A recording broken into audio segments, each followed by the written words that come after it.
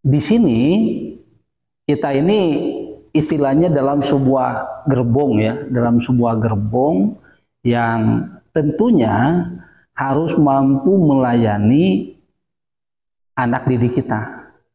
Nah, karena kan intinya walaupun ini adalah pendidikan, tapi harus ada semi usahanya gitu, semi usahanya.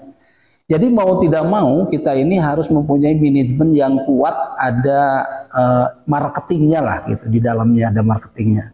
Bagaimana agar anak didik itu betah di sekolah dan anak didik itu senang dengan bapak ibu guru yang ada di sekolah ini gitu.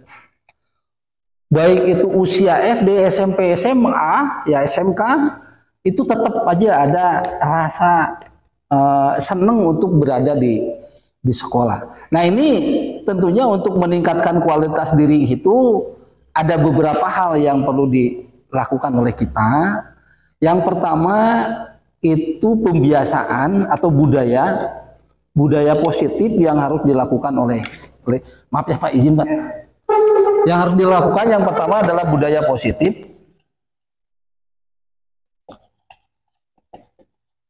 Yang keduanya yang harus kita lakukan adalah guru yang adaptif. Maksudnya gimana? Gini Bapak Ibu. Sebenarnya kita ini di sini ini sudah pionir yang pertama gitu kan. Di sini itu yang pertama. Kalau di sini yang pertama sebenarnya kita harus kuat. Cara logika gitu, harus kuat. Karena apa? Karena yang pertama. Tapi yang namanya keadaan itu tidak mesti semua yang pertama itu yang terbaik, tidak juga. Banyak sekolah yang berdirinya pertama, misalkan ayah SMP hiji tapi eleh ku SMP 2, eleh ku SMP 3 misalkan.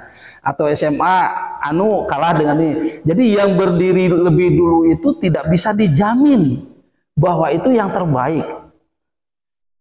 Tapi yang bisa menjamin adalah bagaimana budaya positif ini berjalan. Budaya positif ini. Budaya positif ini ada beberapa hal. Ada yang berhubungan dengan manajemen, ada yang berhubungan edukasi. Nah, kita tarik yang edukasinya gitu. Yang edukasinya yaitu berhubungan dengan kita, guru. Mau dikatakan apapun kita di sini adalah guru, ya enggak, Pak, Bu? Ya, guru. Kalau sudah ngajar ya guru. Saya tidak mengklasifikasikan apakah itu guru A, guru B, guru C, tidak ada. Yang namanya orang sudah masuk di dunia pendidikan dan memberikan materi kepada anak didik adalah guru. Dan guru itu tidak hanya berpikir masalah transfer ilmu. Guru itu ya, tidak berpikir hanya masalah transfer ilmu, materi itu ya. Tetapi guru itu harus berpikirnya bagaimana budaya dan karakter ini bisa ada di anak didik kita. Kalau secara religi nanti ku Pak Haji lah. Kalau saya religinya kurang, tapi budaya dan karakter ini harus ada di diri anak kita. Gitu. Budaya apa yang harus kita lakukan agar sekolah ini bisa bertahan gitu. Agar sekolah ini bisa bertahan. Karena yang namanya sekolah swasta itu tergantung kepada kondisi di dalamnya. Jangan dulu kita berangan-angan yang tinggi kalau kita belum benar. Gitu. Jangan dulu Anda mendua kalau punya satu saja udah repot, gitu kan? Nah itu. Jadi lebih baik kita yang satu ini adalah matang. Matang dalam manajemen, matang dalam konsep, dan matang dalam segala hal. Nah, oleh sebab itu saya menginginkan adanya konsep yang istilahnya itu kita semua paham dan kita semua tahu. Mas sekarang mah udah modern Bapak Ibu ya. Jadi kita itu harus benar-benar paham dan harus tahu, nanti diadaptif ya, diadaptif nanti saya sampaikan. Jadi budaya positif itu yang mana yang harus kita lakukan? Kita ambil aja yang kecil-kecil aja dulu lah gitu. Misalkan tepat masuk atau tepat datang, tepat masuk, tepat keluar, misalkan gitu ya, budaya positifnya. Kita tidak berpikir dulu wah ngajarnya harus bagus Gitu. Nggak, yang berpikirnya adalah tepat masuk, tepat keluar aja dulu gitu. Silakan. Apa saya tidak akan ini. Apakah Bapak Ibu sudah termasuk orang di dalamnya yang seperti itu atau enggak? Ya, silakan Bapak Ibu yang tahu dan mungkin kepala sekolah yang tahu. Tetapi ya kalau kita mau maju itu punya budaya positif dan komitmen. Komitmen pada diri. Itu komitmen tidak bisa diberikan ke orang lain. Komitmen itu hanya bisa dilakukan oleh diri sendiri. Dan jadilah kita ini, Bapak Ibu ini, orang yang yakin dengan kemampuan Bapak Ibu. Orang yang yakin dengan kemampuan Bapak Ibu. Kenapa? Karena kalau kita tidak yakin, itu akan sulit gitu. Contoh gini, saya hidup berkeluarga, wah saya yakin pasti bisa. Karena saya sudah dikasih milik atau sudah dikasih rezeki orang. Yakin. Kalau kita yakin, berarti kita akan mengerjakan. Saya bisa nih jadi guru, saya yakin bisa jadi guru. Nah, misalkan karena keyakinan itu, pasti dia akan berusaha.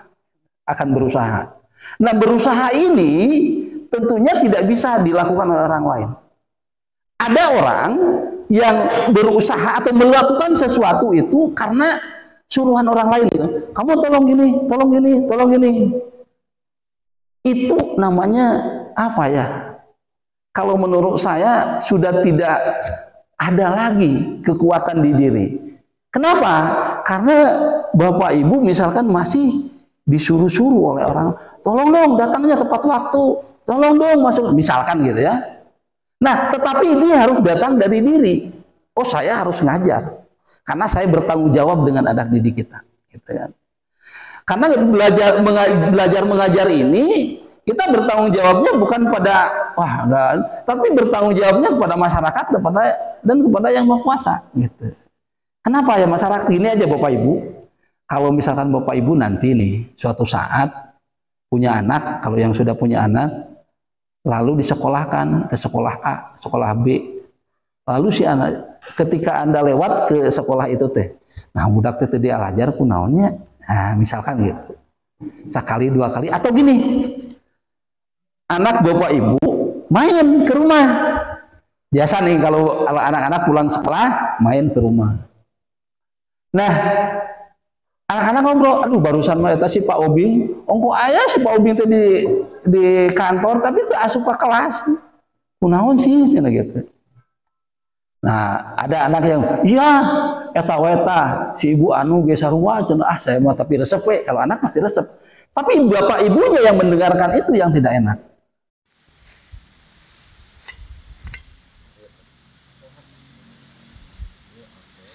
di tengah